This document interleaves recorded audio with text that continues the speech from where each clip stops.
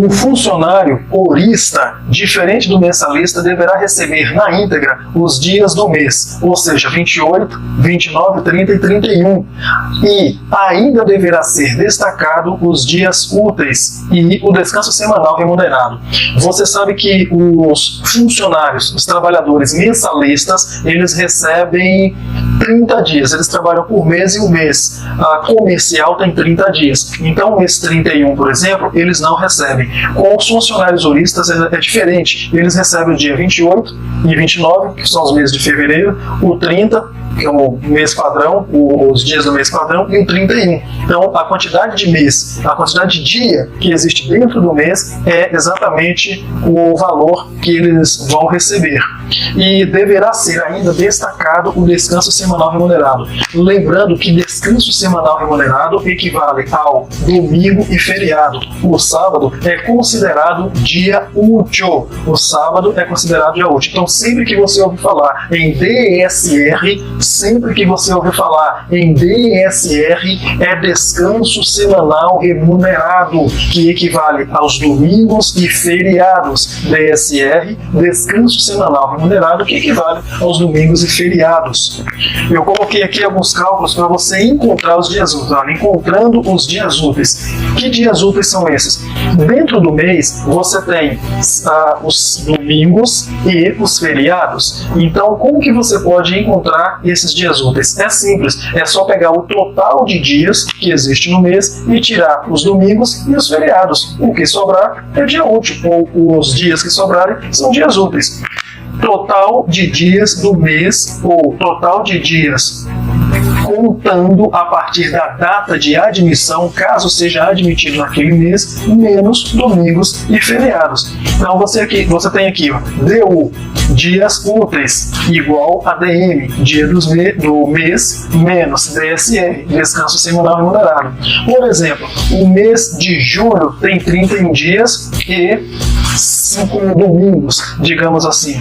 Então nós temos dias úteis de julho, 26. Se você tirar o descanso semanal remunerado, ou seja, os domingos e feriados, ou nesse caso, no caso de julho aqui, diria que é isso mesmo, 5 dias de descanso semanal remunerado e 31 dias no mês. Então 31 dias no mês menos 5 dias de descanso semanal remunerado dá dias úteis, 26 dias úteis. Então agora você já sabe como descobrir os dias úteis do mês.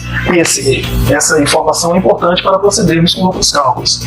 Então, DSR é descanso semanal remunerado. Eu destaquei aqui que DSR é descanso semanal remunerado. DSR é igual à quantidade de domingos e feriados. Destaquei também que DSR é igual a domingos e feriados.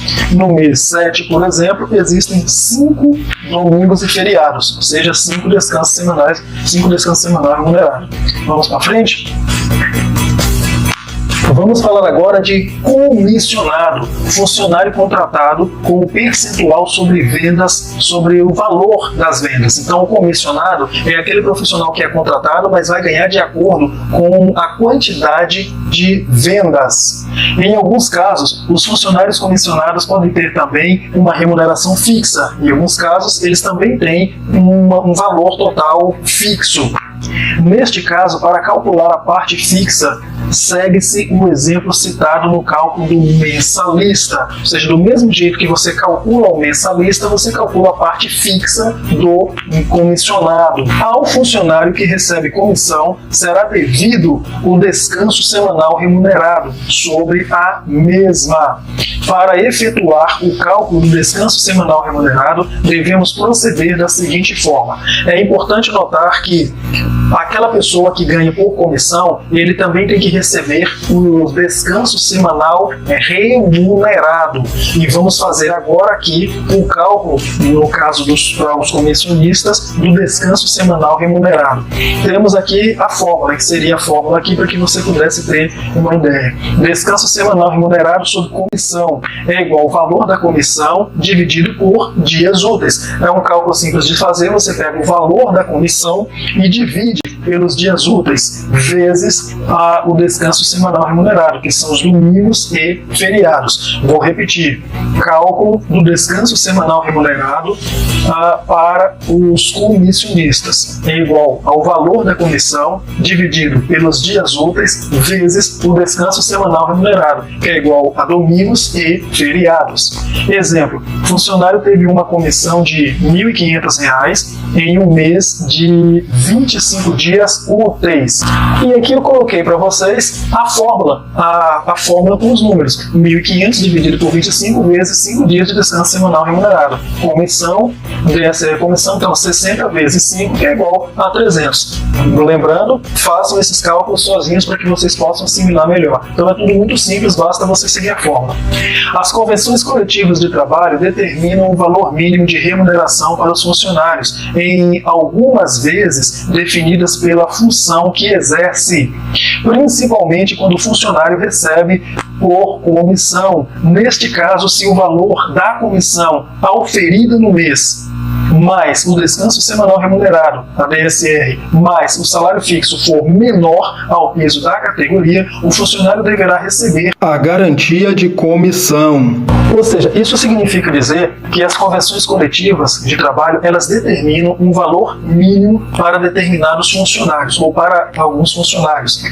Em algumas vezes, esse valor mínimo muitas vezes é definida pela própria categoria, ou seja, pelo tipo de trabalho, pela categoria do trabalhador, pela categoria de trabalho. Quando, no caso dos comissionados, o valor fixo, as comissões, o descanso semanal remunerado é menor que o piso da categoria, estipulado pelas convenções coletivas, então o funcionário ele deverá receber a garantia de comissão. E nós vamos aprender agora como é feito esse cálculo da garantia de comissão. Cálculo da garantia.